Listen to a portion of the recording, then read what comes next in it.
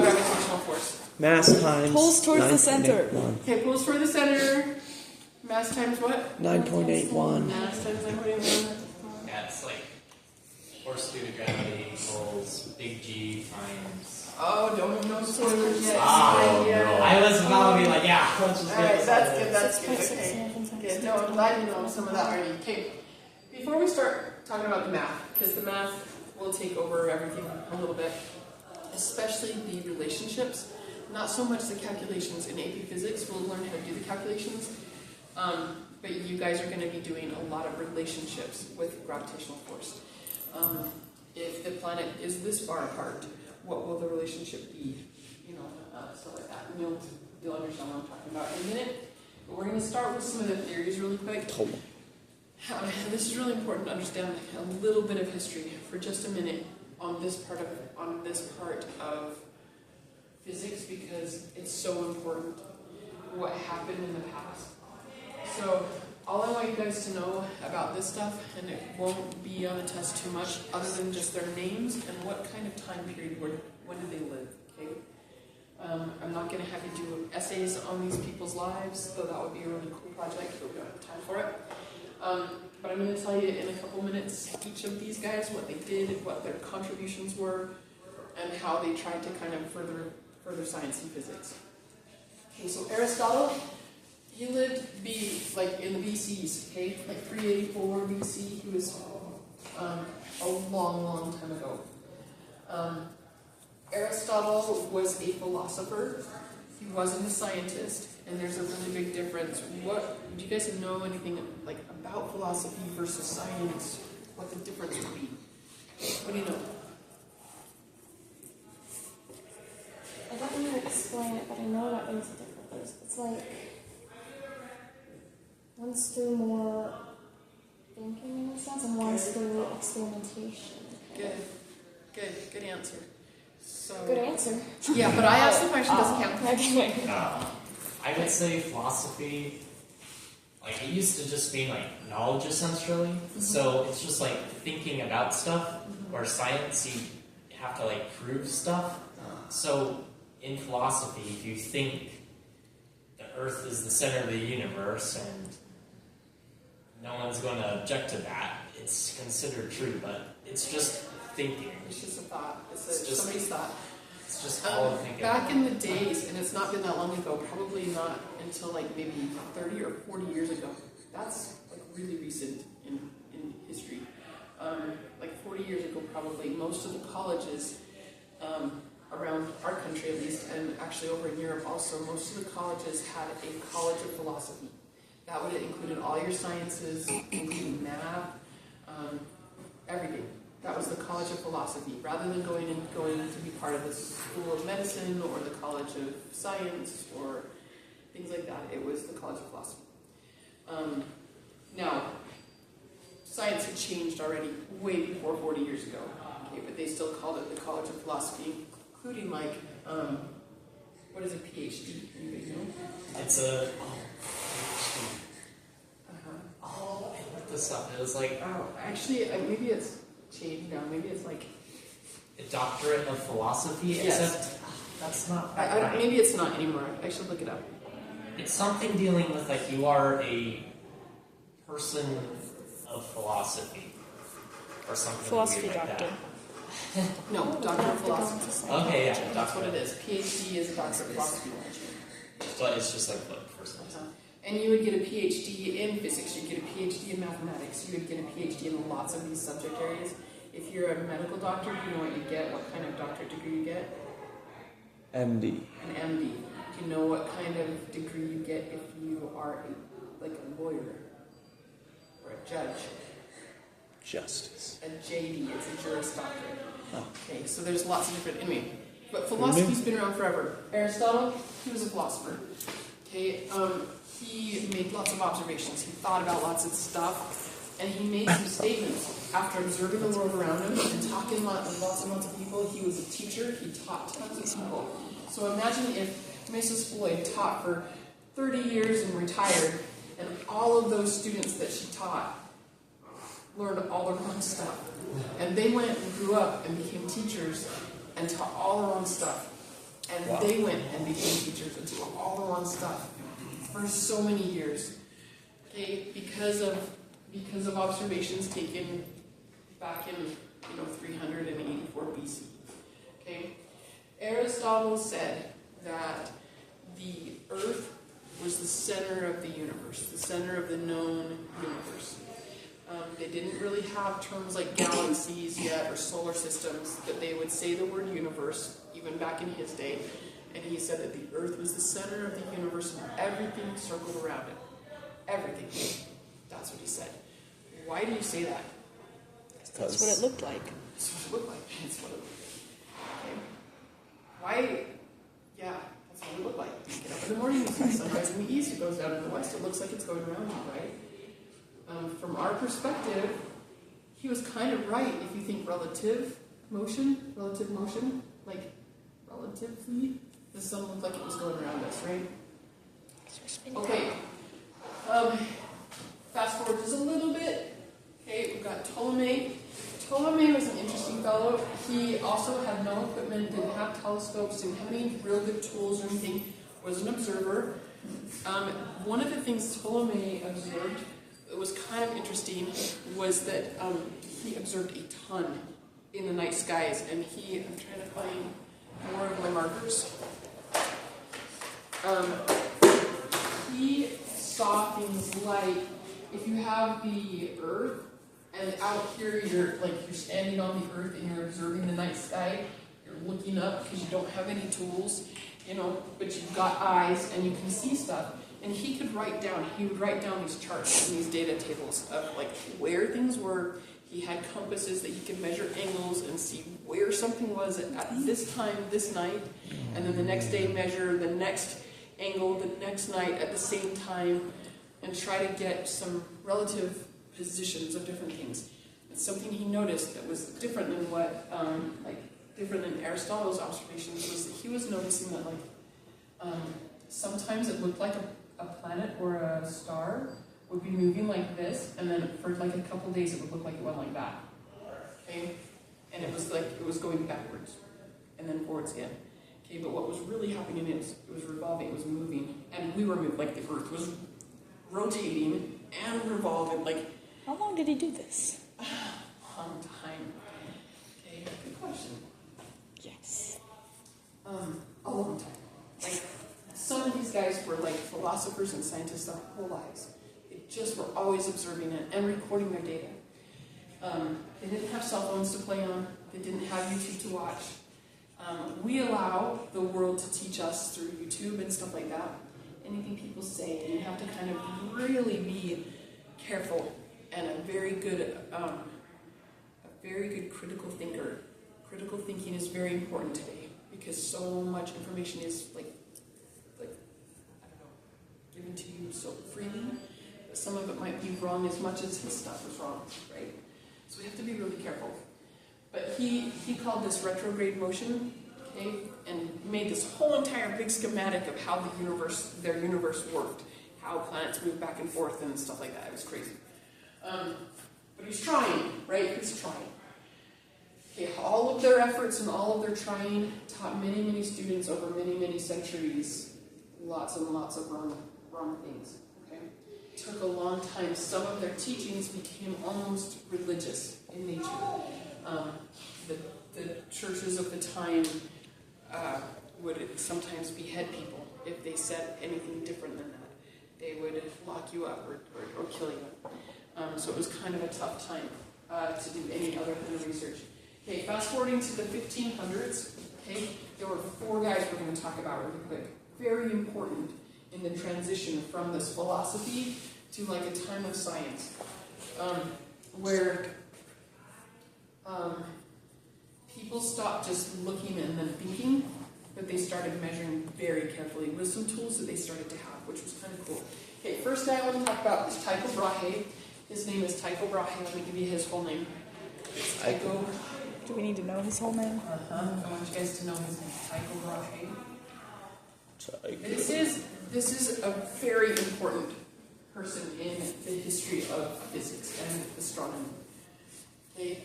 He was, as far as I have been told, and have learned online and stuff like that, which again, be a critical thinker, look it up yourself, maybe see if there's anything new. But Tycho Brahe was a kid of a wealthy family. He wasn't a super polite person, kind of a punk to raise. It seems like their family didn't really want him to stay in the family compound, or family castle. They were very wealthy. They built him his own castle instead. He said, here, you go live here instead, because we're kind of over this. So they built him his own house. You guys can try that at home, I guess. Be as naughty as you can possibly be. And see if your folks will build you another house. So you can live, party with them. Noted. Yeah, no, I'm just kidding. I don't know how bad he was, I don't know. But one of the stories I read was that he wasn't very polite and his family built him his own place just to have him move out. But along with the other things that they built in this new castle almost for him, was they built him this beautiful observatory. One of the best observatories that had ever been built up to that point. A place where he could stand outside at night, and they got him all of the newest, neatest tools. He did not have telescopes, but he did have up-to-date, perfectly, carefully made sextants and compasses and stuff that he could take very careful measurements of things. And he worked for years. He worked for years and years on measuring the night sky. And because of his data, he knew for a fact that the Earth could not be the center of everything. He knew it for sure. But he was super scared, and he would not publish his data. So he published a different piece of data that was kind of like a combination of Earth's in the very middle, but then the sun's over here with all the planets going around it, and he would not publish his actual data because he was just too afraid. So next guy that we're going to talk about, well, we can chat about Copernicus for just a sec. He was in a different part of the world, and he had already come up with a couple of different things with the sun in the center of the sky, of the universe, okay? With all of the orbits, perfectly circular orbits, religiously. The religion of the time said that the circle was perfect. So it was a perfect shape, and therefore that's why everything was circular, because it was perfect, like a perfection kind of thing. And so his diagrams were perfect concentric circles with the sun in the middle. And he was actually able to publish some of his stuff while he was alive without getting killed, okay, or beheaded, or I guess that's the same thing as being killed, right? Anyway, but he was in a different part of the world. Kepler, he was so awesome. He was Tycho Brahe's partner. So up in this guy's big castle with his big observatory and all of his cool, fancy tools, Johannes Kepler, he worked for Tycho Brahe for years. And as soon as Brahe died, Kepler said, here you go, and published all the data.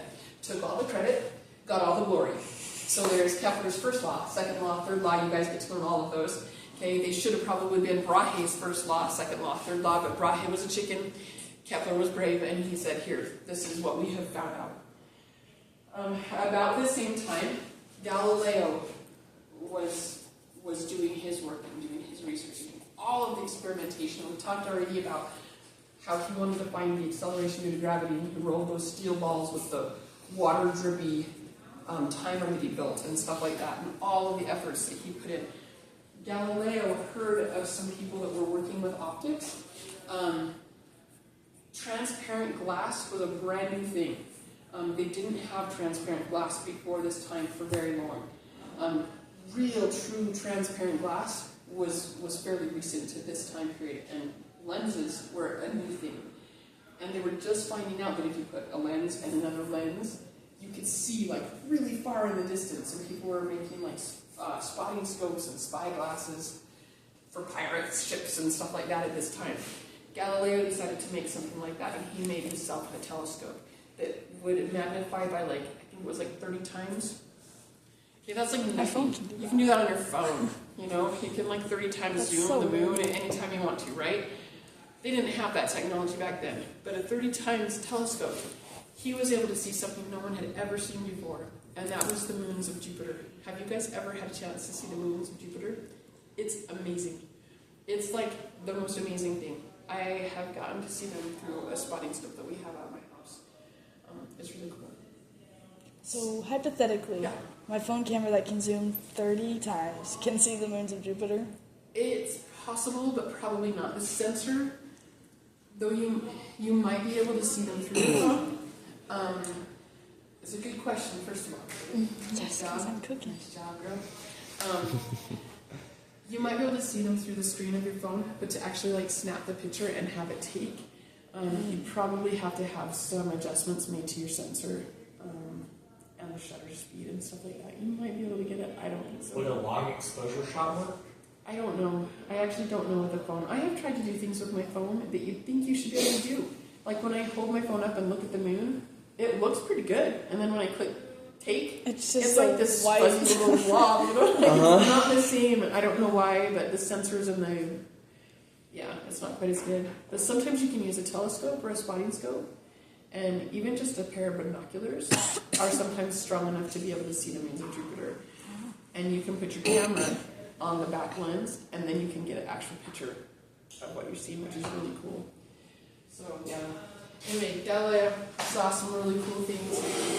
Showed for sure, proved for sure, doing scientific experiments that the Earth was not the center of everything because there were moons orbiting around Jupiter. Okay? But when he went to go try to publish that work, the church said, heck no, you cannot publish this. This is like denying everything Aristotle has ever taught and everything. And so a lot of people wanted to have him killed. And the king would not allow them to kill him because he had been a help to the king for so long. And so they put him in house arrest for the rest of his life. He never got to leave his home ever again, and died in house arrest, which is so sad. I think it's one of the reasons why they don't do, like, they try to really keep a division between church and state. Can you imagine if I taught all of my faith beliefs to all of my students and tested you on that kind of thing? How bad that could be depending on who your teacher was, right?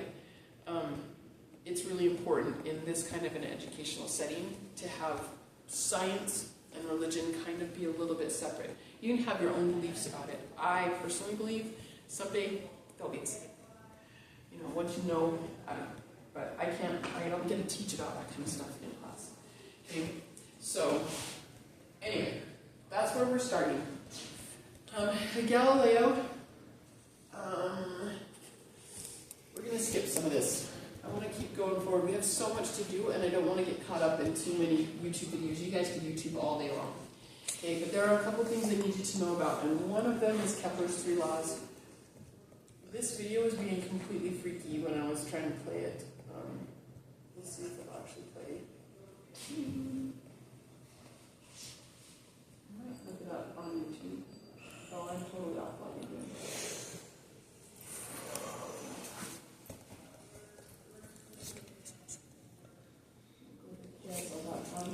Oh, he looks like a happy person.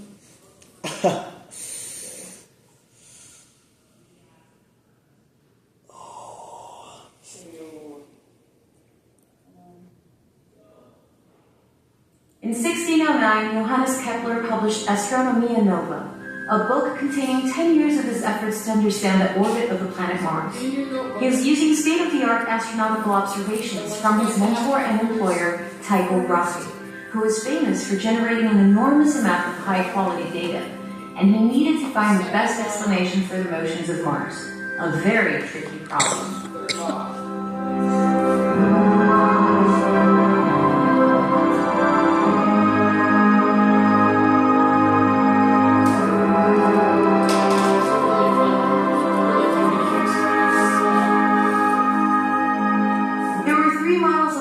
System out there at the time, but none of them worked very well for Mars. First, the Ptolemaic system put the Earth at the center, with the Sun and planets orbiting it in perfect circles. There was also Copernicus's heliocentric model, which set the Earth among the planets revolving around the Sun. And finally, Tycho had his own system to propose, which combined aspects of both. He put the Earth at the center with the Sun and Moon orbiting it, but let the other planets orbit the Sun. All three systems relied upon circular orbits, because a circle was accepted as an ideal shape. Copernicus, Tycho, and Galileo all believed that planets should travel along circular paths, but the data just didn't fit. Instead, Kepler found that another shape, the ellipse, works a lot better. An ellipse is sort of like a flattened circle, and it has some special properties. You can draw one by taking a string, attaching both ends to the paper, and using a pencil to keep the string taut while moving all the way around the perimeter. The result is an ellipse. The length of the string never changed, meaning that the sum of the distances between each endpoint or focus and any point on the ellipse is constant. Okay, you guys, that is kind of a cool thing to know. You might need that for AP Physics. So I would maybe draw a quick ellipse, put the two focus points. We'll label a couple of other things on the ellipse too. So maybe draw a little line that goes L1 and L2, and say L1 plus L2 is always constant, okay, on any one ellipse.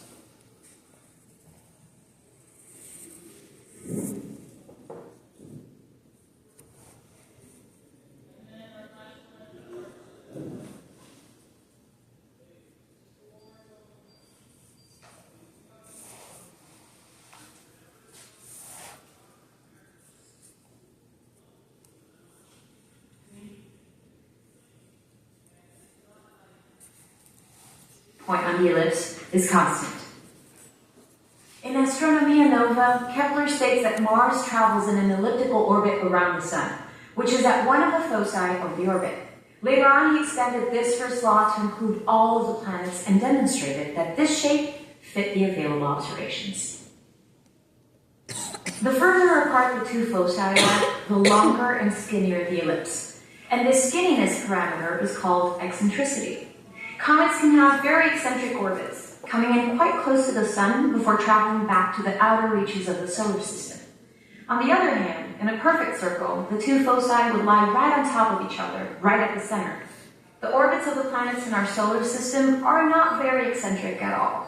They're really very close to circular, which is partly why perfectly round orbits seem like a natural thing to expect in the first place. It wasn't easy to abandon a central idea like that, but with his first law of planetary motion, Kepler rejected circular orbits and showed that an ellipse could better explain the observed motions of Mars. Generalized to all planets, it states that the orbit of a planet follows an ellipse with the Sun at one focus. Okay, write that one down. That's not me. That is Kepler's first law. Should have been Brahe's, but it got to be Kepler's because he rocked it out.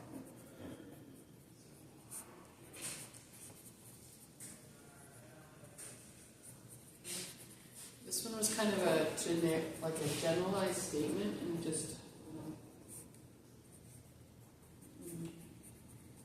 kind of cool actually.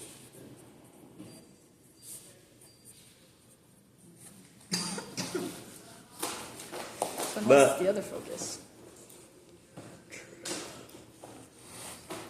But this isn't, like, true. What isn't true? This is true. It's just not that oblong. Oh, because It's more mostly circular, circular. Those are, yeah. which is kind of what it explained with a circle. It's But, more circular than it is that eccentric. But there are like those comets, like Halley's Comet or Halley's Comet, how do you say that? That it only comes zipping by us not very often because its orbit is so far out and it comes clear back around and zips by us and then goes back away. So what's the other focus point? Good question. So the Come on, other guys. focus point is just a mathematical Nope. point in space. Oh no. Don't what a give them mess. points. We get it. What a mess. That's so messy. There we go. Oh no, that's worse. I didn't write that on my hands. Okay. Yeah, it's just a mathematical point in space. There's some other cool points in space that are like that, where like if you have this planet, and this planet are this close together or whatever, there will be these cool points in space where there's just not any good observable gravitational force. There's a couple of places between here and the moon where there's some kind of, it's almost like there's a hollow in space. It's really cool. I can't remember what they're called. Lagrange points? Is that what it's called? Lagrange? Yeah, the Lagrange points. Yeah. Lagrange points. That's what it Just is. knows Thank everything. you, Indiana, for watching Whoa. all of the good nerdy YouTube videos. That was cool. That was Lagrange. impressive. Lagrange points. Let me just make sure it's spelled. Okay, it is all one word. It's Lagrange points. They're cool. Lagrange points or liberation points are points of equilibrium for small mass objects under the gravitational influence of two massive orbiting bodies. So in between two places where there's like the pole is gravitational equal. force are equal, so you just hold still. And they'll put satellites in the Lagrange points, so they just hold still. Or they'll like keep them in the Lagrange points. It's really cool.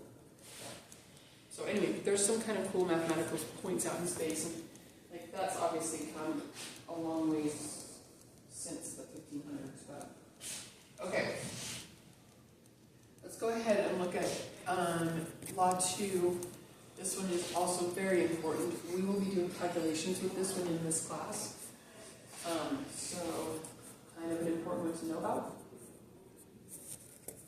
Thanks to the meticulous astronomical observations of his colleague and employer Tycho Brahe, Johannes Kepler was able to test several rival hypotheses Wait, did for his how the eyebrows Sun just and the move? planets are arranged Yeah, no, in the like solar their eyes system, are moving. eventually leading to his three laws of planetary motion. Did In not notice. 1609, he published the first two laws in a book called Astronomia Nova, which focused on the movements of the planet Mars.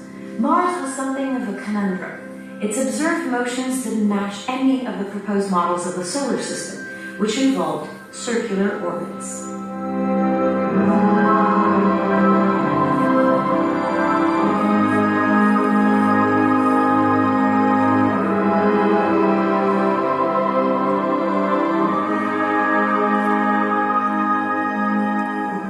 Kepler's first law states simply that Mars travels in an elliptical orbit, with the Sun at one focus of the ellipse. Although he chose to list it first, Kepler only came to this conclusion after figuring out his second law, which says that if you draw a line from the Sun to Mars and wait a fixed amount of time, that line will sweep out a certain area as Mars moves along its orbit. What Kepler noticed was that this area is exactly the same no matter where in the orbit you are. This is often phrased as Kepler's equal area that you are. Oh, come on. This is often phrased as, but Kepler Did you just say that Kepler found his second law before his first? Oh, did you say that? Did she say that? Well, she was I like, heard that. he only figured out the first law after he figured out the second law. Probably because he noticed the math first and was able to create the picture of the. I didn't draw the picture, but you guys' picture, you have it drawn down the ellipse because of what the math was doing. So, okay, so you guys, really fast, I'm going to draw on top of this video for a second. So just so you understand Kepler's second law, let's just write it in general. It says equal time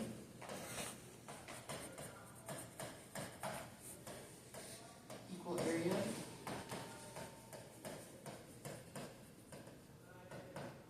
Okay, and this stuff was found out because of just like diligent observations. Diligent observations. This is how far it made it this day. This is how far it made it this day. This is how far it's going. So this is like T from here to here. Think of this as being T. Like that much distance in that much time. T is constant. And then there were other times where it was like this. Holy shimoly, like this. Okay? And this was. It took T time to go from here to here. Okay? And it took T time to go from here to here. And that's per one day. And right here is like T time to go Not from necessarily. here to here. Okay? And all the times were equal. Okay? So, what do you notice about the distances at these different times? Maybe you better draw this one better. Let's do like here to here, maybe. Closer you get towards the sun side, the wider the distances become. Okay. Keep going. What else can you say? What can you say about the speed of it? Yeah, it's just kind of zooming near the sun.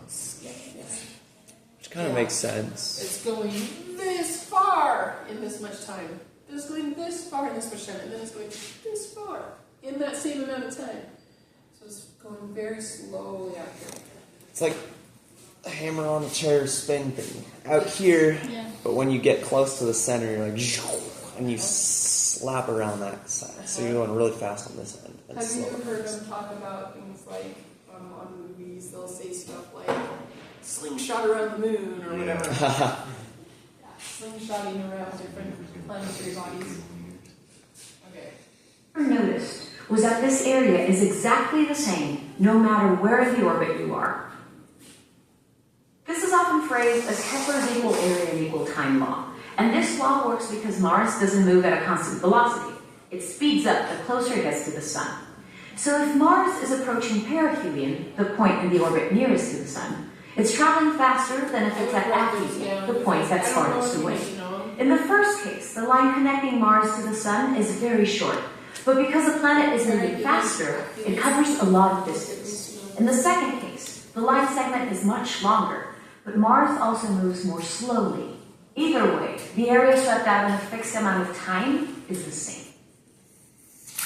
Kepler and his contemporaries could see that Mars doesn't move at a constant rate, but they didn't know why.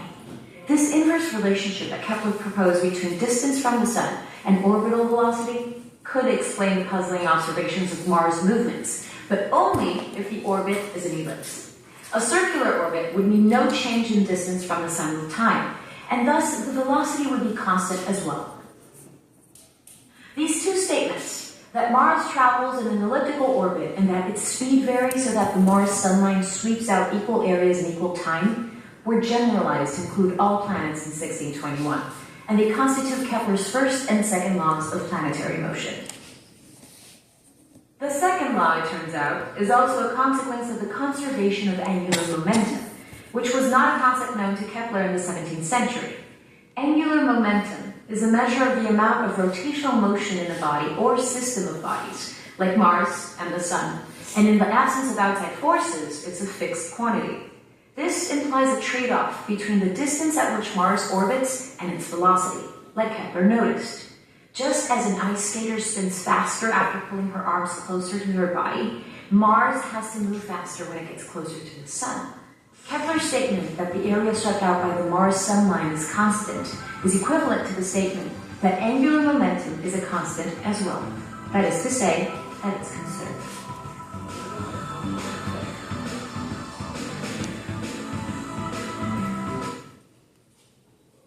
Okay, last one, guys.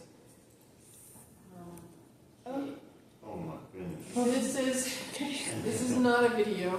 This is just a really big chart of equations. We're going to work our way through a whole ton of these as we continue on in this class. But the ones that we're going to work with the most right now, let me just give you. Let me have you write down from this chart. Let's go. Bless you. Bless you. Oh, we're almost there. We're almost there. We're gonna build these ones in the next couple of days. Let's go ahead and write this one down right here. T squared. Capital T is period. Okay, period is how long of a time it takes for one cycle of something. Okay. Alpha. Period squared is proportional to, or let's see, inversely proportional to the distance. Oh, let's see. The square The square of the orbital period of the planet is directly proportional to the cube of a semi-major axis. This is the semi-major axis. Okay. That's cool. Yeah. We're gonna look more at problems with it, but this is what you guys need to know from this lesson, and we're gonna play with it this much. Okay. I've actually never seen that on an AP exam, but I think if I'm remembering right, I'll look it up really fast. I think they give that to you on the AP exam. And because of that, we should probably look at it. In fact, I will probably try to find us some questions. Let's AP Physics 1 equation sheet. Word.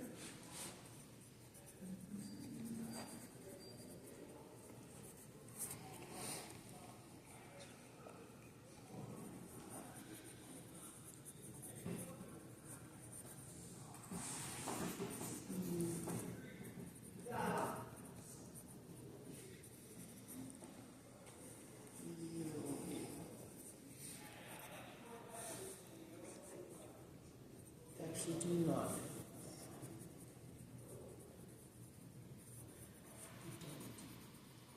They relate period to other types of rotational motion, and also period related to waves. I'm not seeing this particular one on the sheet. I think that the thing that's the most important is Kepler's second law for AP Physics 1, where you might have to know that the time is equal. Like they might show a picture, a diagram, and you have to know the time is equal. Yeah. Right. This is a good thing to know. Does anybody know what the semi-major axis is of a like compared to the? Does anybody know what that means? If this is our ellipse like this, that two little focus points. Okay, one's the sun. Okay. Is it the y-axis? It is. It's like this. Yes. This is the semi-major. So then is the major axis the And then x-axis? this would be probably. I bet this would be noted as the capital. Oh, that was from math last year, wasn't it? Isn't that a lot of big math? I think Maybe. Because we I learned, forgot all yeah, we that. learned ellipses like in one of the last You're units. gonna hit it. Indiana, right? You guys are gonna hit it this year. It's one of those things that I can just forgot after the yeah. test. Okay. Yeah. So let's see what we need to do today. Okay. So Isaac Newton comes along. Okay, good old Isaac Newton. He is like the father of universal gravitation. We talk about him. Okay. Yeah. Isaac Newton. We've talked about him a bunch. Newton's first law, Newton's second law, Newton's third law. We've talked about all those already a little bit. But Isaac Newton actually watched at some point, it's like written in all of his documentation and it's written down by lots of people who've written his story, that he actually watched an apple fall. Okay, that's one of those funny things that you think is maybe just a story, but I think it actually happened. So, as far as like historians know, they say that they think it actually happened, that he watched an apple fall and he wondered why did it fall. And so he started to do a ton of research, mostly with planets, also with planetary bodies, and was able to come up with some relationships that he was noticing and observing. And I want you guys to actually write that whole statement down. Okay? This says, Newton's law of universal gravitation states that any two bodies in the universe, any two bodies of mass, that could be like your pencil and Jupiter, okay, attract each other with a force that is directly proportional to the product, let me get this out of here, directly proportional to the product of their masses and inversely proportional to the square of the distance between them. Okay. Write that down, and we'll talk a little bit about proportionality for 2 seconds.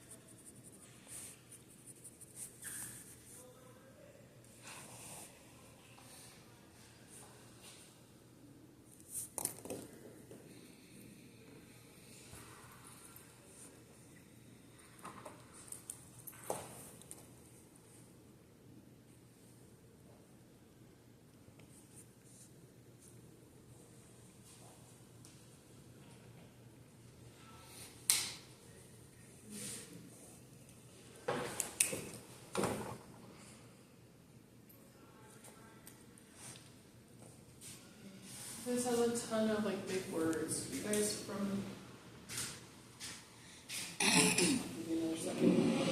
from your math classes, from what you guys already know about, what do you know about like inversely proportional versus like directly proportional? Do you know anything? This is directly proportional, and this is inversely proportional. Directly and inversely? Yeah. Okay, one goes up, one goes down? Yep. Okay. In fraction form, if you have to write directly proportional things, A and E. Slide can't see this. Is that So okay? you can't see this? Oh No. shoot. Okay, we'll erase the Earth. Oh. We'll right over here. No. No. I feel like I'm We'll floating. erase typo also. Alright. Alright, so if you have this relationship, A equals B over C. Okay? A and E are directly proportional.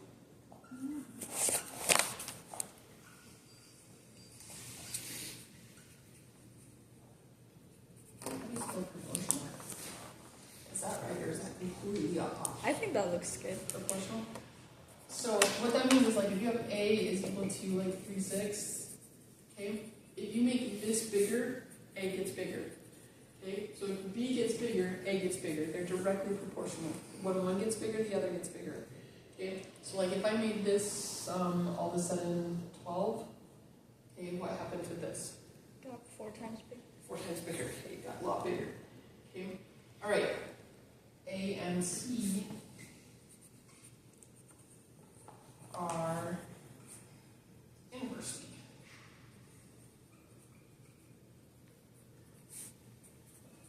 Proportional. Okay? So if this gets bigger, right now what is this equal to? What is A equal to right now? 1 root 2. 2. It's equal to 2. Okay, if this gets bigger by like twice, okay, now what is A equal to? 1. 1. Okay, if it gets bigger by like 3 times, okay, it's even smaller, and smaller. As this gets bigger, as C gets bigger, this gets smaller.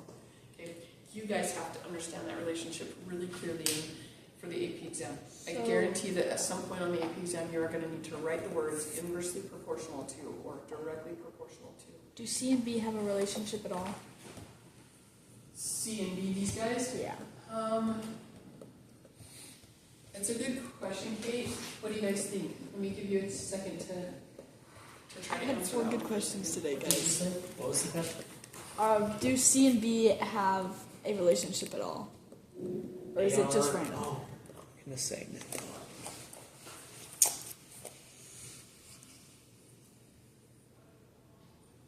It's easier to see the relationships. It's easier to see the relationships between these guys by solving for one of them. So, like, if you switch these and do C is equal to B over A, how are they related then? Proportionally? I don't know. They are directly proportional. Okay. But that's assuming, like, whenever you're evaluating these kinds of things, like, one of them has to stay constant while you're evaluating the other two, kind of. Yes. So, That's kind of why I said no, they're not. it's usually, Because if you change one, that's not producing the change in the other. and if you're looking at these two, like, if you're looking at their relationship or these guys' relationship, and there are times, and I'm going to give you story problems, probably in the next 2 days, and probably in the next day, actually, where I change both the top and the bottom, and you have to figure out what happens to this completely. Okay, we're going to change this, and we're going to change this. This one might get bigger, this one might get smaller. What happens over here? Okay, and it's really fun. It's actually really fun. So, okay, but it's really important that we understand, and actually, this universal law of gravitation is going to drop something like that on the bottom. So it's actually going to be inversely related to the square of this value. Okay, and it's not going to be a C, it's going to be an R. Okay, so here we go. Let's keep going.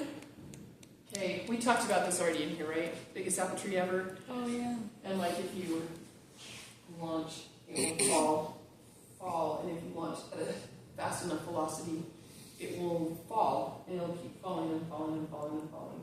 But it'll just keep missing Satellites the, are. yeah, just keep missing the Earth, and it'll be in orbit. Okay. So So long as they can maintain that velocity, they can stay in orbit. But if they start losing that velocity, if they slow down, they will degrade back into the atmosphere. Okay, this is a kind of an important little story. This is a guy named Cavendish, Henry Cavendish, and he lived at let's see, 1798. Okay, Newton got this far. Isaac Newton got this far. O plus E. He got this. The force due to gravity is proportional in this way to the masses, mass 1 and mass 2 of the objects. Okay, so the two objects over the distance between them squared. Okay, he got this far and wrote this law that they were directly proportional and inversely proportional. Okay, he couldn't figure out this value still. He couldn't calculate the number of newtons. He couldn't get there because he didn't know there was a relationship that he didn't know yet. And so it was way later. Look, 1798, way later. When that were Henry Newton's Cavendish named? did this. What's that? When were Newton's named? What's that? Like the unit. Like of Newton's? Yeah, what was that name? Find out. Did he name them or were? No, he did not. Good question. Good questions. Let's see. When did the term Newton get coined for force? In 1946, in the General Conference on Weights and Measures, Resolution 2 standardized the unit of force to be 1 Newton, and they named it after good old Isaac. Good question. Okay. Guys, I have 5. Good job, No guys. one else has helped me. Well, actually, I do have. Is there like an official mass symbol for proportionality? Proportionality. Call that Oh, she added 2, so I have 6. proportionality. There we go. You are not the first person to ask that. It popped right up. Yeah, it just looks like that symbol that you saw. So, is it this thing? No, is it backwards from that? No, it's that way. It's a little fish. It looks like an alpha. But it kind of looks more like it looks more like 3/4 of an it infinity. looks like an infinity with the fat chopped off. Yeah. Yeah, I think the end bits are supposed to sort of curve more Coming in. up and down, yeah, like that. If you already knew the answer, you should have just told us. Oh, I know. Come on. No, you're good. Well, I saw it earlier. It's like the t squared is Yeah, it's proportional to, yeah, I like Is that. that Good question. There we go. There we go, alright. Okay. Alright, here we go. Cavendish. So goofy. Oh, that's- Let me introduce you to chemist Henry Cavendish. How's it going, Henry? Henry is known for the Cavendish experiment. He was the first person to measure the force of gravity between masses in a laboratory and to produce an accurate value for the Earth's density. Correct. His work led to accurate values for the gravitational constant G. What's up, G? Yo. And the Earth's mass. The measurement of the gravitational constant allowed the mass of the Earth to be calculated for the first time. This also allowed the calculation of the masses of the Sun, the Moon, and the other planets. The first time this constant was used was in 1873, almost 100 years after the Cavendish experiment. Variations of Cavendish's results are still used today. Indeed. Now, for this experiment, he used a device with a torsion balance, like that, to measure the gravitational attraction between two 350-pound lead spheres and a pair of 2-inch, 1.61-pound lead spheres. Using this experiment, Cavendish found that the Earth's average density is 5.48 times greater than that of water. It turns out that any two masses have a gravitational attraction for one another. If you put two bowling balls near each other, they will attract one another gravitationally. The attraction is extremely slight, but you can measure the attraction if you have the right equipment. From that measurement, you can determine the mass of the two bowling balls. The measurement of our planet's weight is derived from the gravitational attraction that the Earth has for objects near it. Cavendish performed his experiment in an outbuilding in the garden of his estate. For years afterward, his neighbors would point out the building and tell their children that this is where the world was weighed. Okay, there you go. So Henry Cavendish and his torsion balance. You guys, torsion balances are way better than his. Now that we still use them all the time in different experiments, torsion balances. Okay. Yeah. Using like he had a lantern, you guys, that he was using like a lantern, trying to focus the light of a lantern. Like we would have like really high powered lasers now, and he had a lantern in his like shed that he was trying to use to try to calculate G. But it ended up being such an important discovery, and at that time, he was able to calculate G to like multiple decimal places, which was amazing, like of accuracy, but of help through all of the later, like more high. So, like, how far off was he compared to our new technology? Let's find out. Was that a good question? Is that a good Yes. question right there? How far off was Cavendish's Guys, we're definitely gonna make it to 100. first calculation? Sometimes it seems like we are, sometimes it's not. You're gonna get us to it. Yeah, yeah. That's what happens. 0.01 inches off. So he was, Wow. he was a little That bit was off. really good. I mean, Well, that's more still than a really fourth good. right Pretty there. good. No, You can do for it a like guy in Yeah. his backyard And a shed, lantern. in a lantern Yeah. and tape measures. Like, I don't even know what he was doing, but I think it's pretty neat. Oh, wrong one. Okay, here we go. Okay, so this is our big ta-da for the day. Okay, and Indiana already knew this one. This is so awesome. We already had Fg is equal to m times little g. Okay, we had force due to gravity equals mass of an object times the acceleration due to gravity. This is the weight of any object. Okay, and this is g. Okay, the universal gravitational constant. So maybe we better identify that thing and write it down. Okay. Oh, whoops. Not too fast. Okay, let's label some stuff. This is kind of important. This is the weight. Okay, or the force of gravity.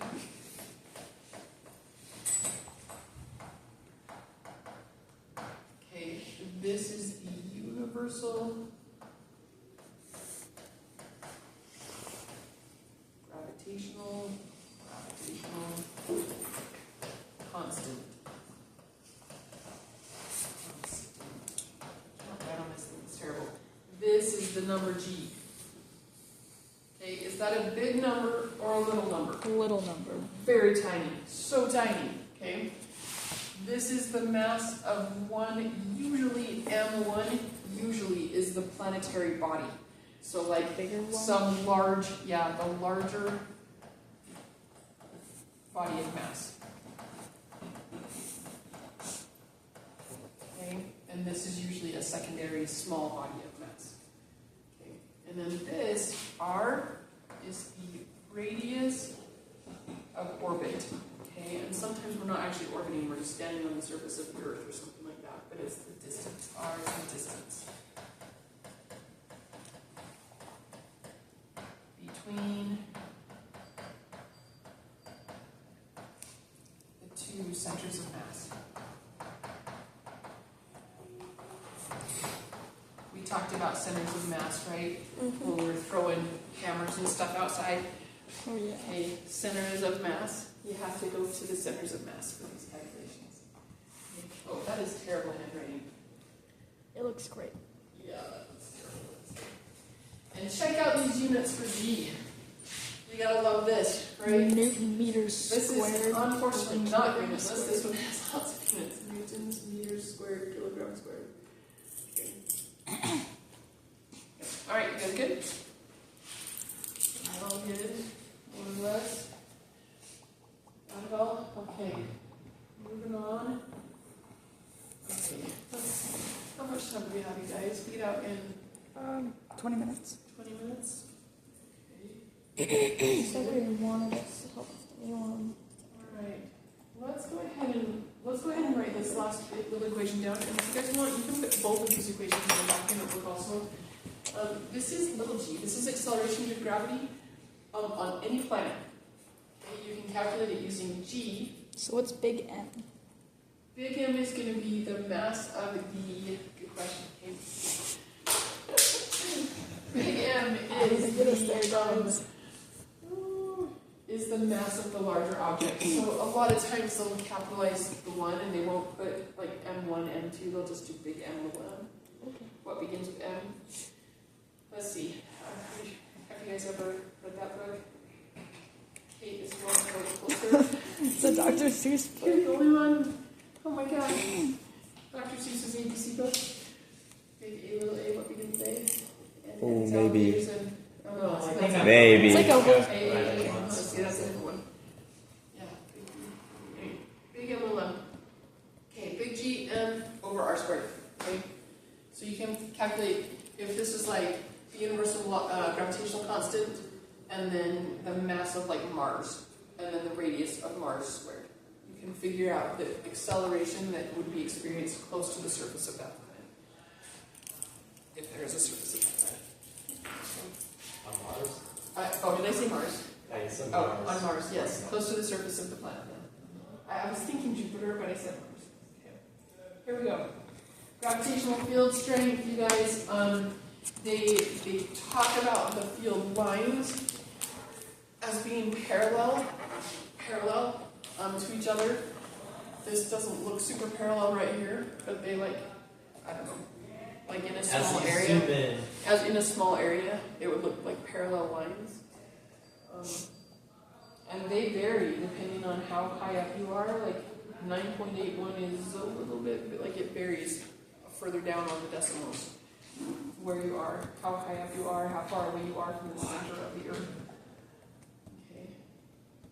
Okay. Guys, we need to talk a little bit about good old Einstein. We don't actually need to. I could completely ignore all of it. You guys are probably going to want to know a little bit about what he said. Space time. Yeah, he basically said that gravity can't be a pulling force because there's nothing there. Like to do a pulling force, you have to have tension between two objects. And with gravitation, there's no tension. So there can't be a pulling force. So he said it has to be some kind of a pushing force by the space bending around an object of mass, space and time, pushing these objects toward the other objects. It's kind of hard to illustrate in any way in 3D. But it's very interesting. Okay, let's see. I don't know. Still 20 where I'm going minutes. today. I feel bad that Slade's gone because I should have wished for you. Slade, I hope you're getting a lot out of these videos. Okay, let's see. Let's watch this one first 2 seconds. Let's see. This is 11 minutes. We'll try to watch it a little bit. It's gonna break my brain. I'm ready. Welcome back to Science Quick. Today, how to visualize general relativity. The goal of this video is to show different representations of the theory and to put forward a brand new one, which I've not yet encountered, although it possesses a great number of qualities. The idea behind this new representation is to make the best possible use of the video format, and in particular its temporal dimension, in order to faithfully reproduce what the mathematics tell us. In middle school and then high school, we learned that freefall can be modelled by a force. It's the force of gravity. This force allows us to predict the movement of objects, stating that they are attracted to each other, and in particular to massive objects like the Earth. However, this description is merely an approximation, and it fails when the pull is too strong, such as the path of Mercury around the Sun. It was in 1915 that Albert Einstein proposed a new theory, a rigorous mathematical model which made it possible to describe freefall more accurately. For Einstein, there is no such thing as a force that would act at a distance. It is the fabric of the universe itself, which gets distorted and drags objects into a fall. In order to grasp this very complex theory, it is important to design visualizations that make it more intuitive. The representation that is most often used is that of a large elastic sheet on which massive objects are placed. By deforming the fabric under their weight, the more massive objects pull everything in their direction, like marbles in a bowl. At first, this image seems to have two advantages. It is very simple and intuitive, and it helps us understand that bodies attract each other indirectly through an underlying fabric, space-time, whose geometry can be altered. However, although it is extremely widespread, this way of presenting general relativity has a large number of problems, which make it not very rigorous. In this video, we will try to improve this image by making 4 major changes. To begin with, the image of the elastic sheet seems to indicate that objects are placed on space-time, like marbles, while in reality, space-time is the fabric of the universe that contains them. Therefore, one improvement that we can start with is to flatten objects onto the surface, so that it is clear that they are not exterior but contained within space-time. Next, one of the biggest problems with this representation is that it sort of explains gravity by gravity. To the question, why does the apple fall on Earth? This visualization seems to answer that it is because the apple is pulled downwards, which causes it to fall like a marble in a bowl. But it is not acceptable to explain gravity inside space-time, using gravity outside space-time. We hence have to find a better explanation.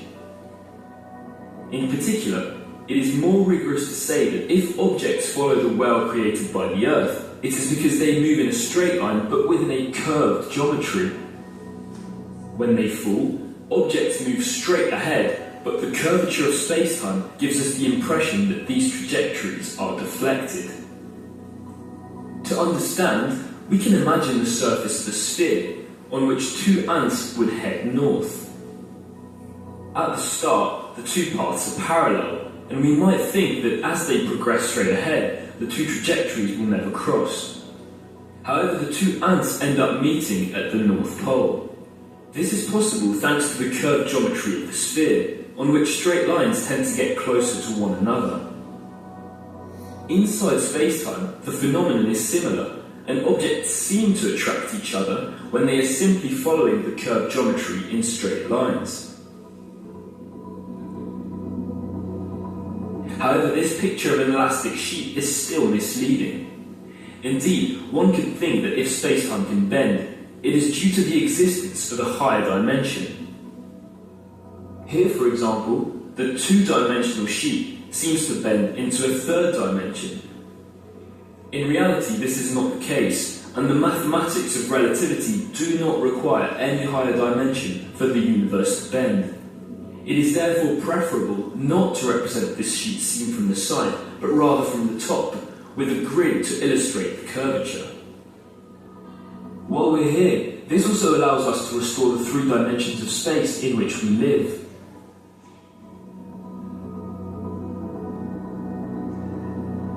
Finally, the most important issue with this representation is the fact that our diagram completely ignores the time dimension.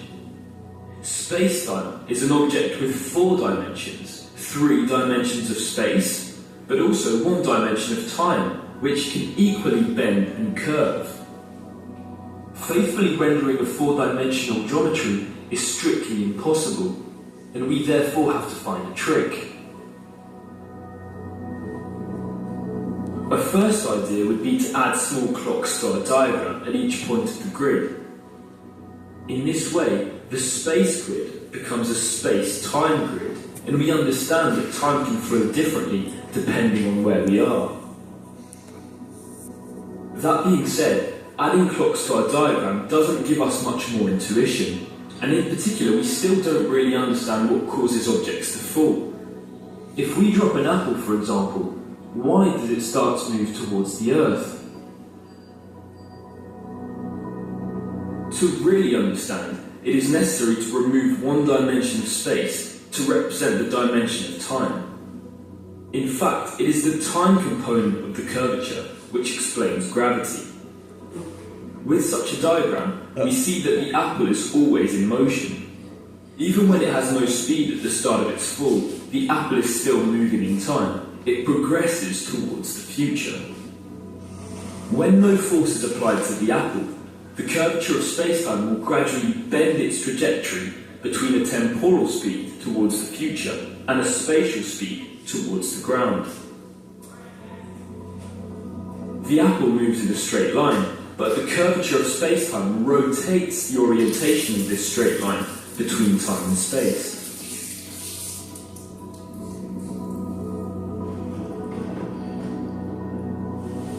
We therefore understand that if the apple falls towards the ground, it is because it started with a speed through time.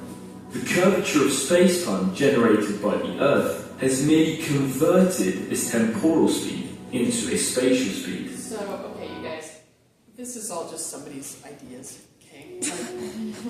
and like with anything else, like the models of the atom, for example, like they've changed over time. This is like a 10-year-old video too at this point too. So, you know, I don't know. I don't know if there's a better model. There's a lot of people who try to model space-time all the time, but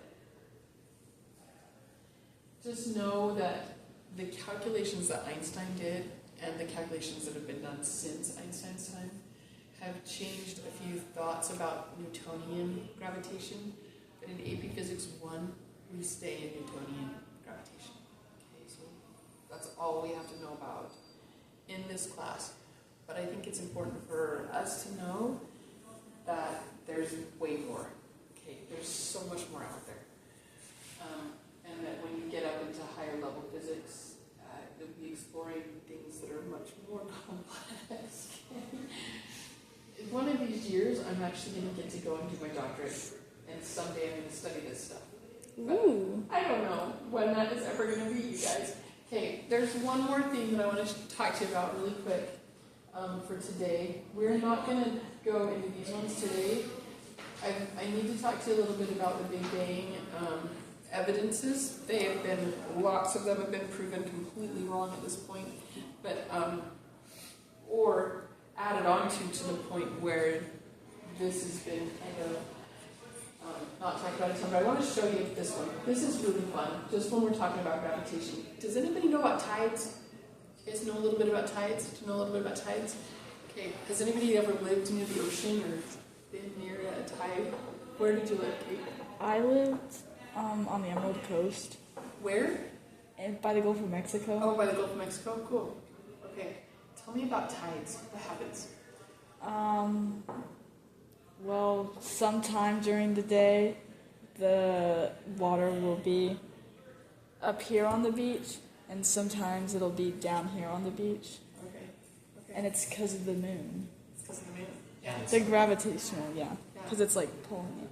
I asked my mom about it one time, and she kind of explained it to me like it was a bowl. Like when you swoosh a bowl of water, it like goes up on one side and it's slow on the other side.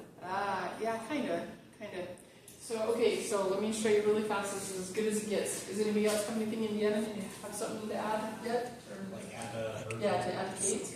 well, I didn't mention like the sun also affects it, so we have like Yeah, it will. like during the new moon, the tides are higher. Right. But it's just the sun and the moon working together. Right, okay. Yeah, so, isn't it like good. there's tides throughout the day, but then there's also throughout the lunar cycle too?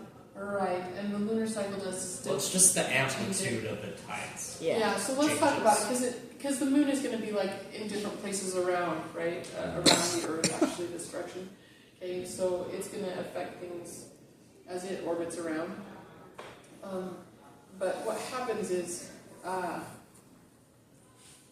if the moon is right here, the water right here is closer to the moon than like the rest of the Earth, right? And the water is a lot of water, and it's free to move, which is kind of cool.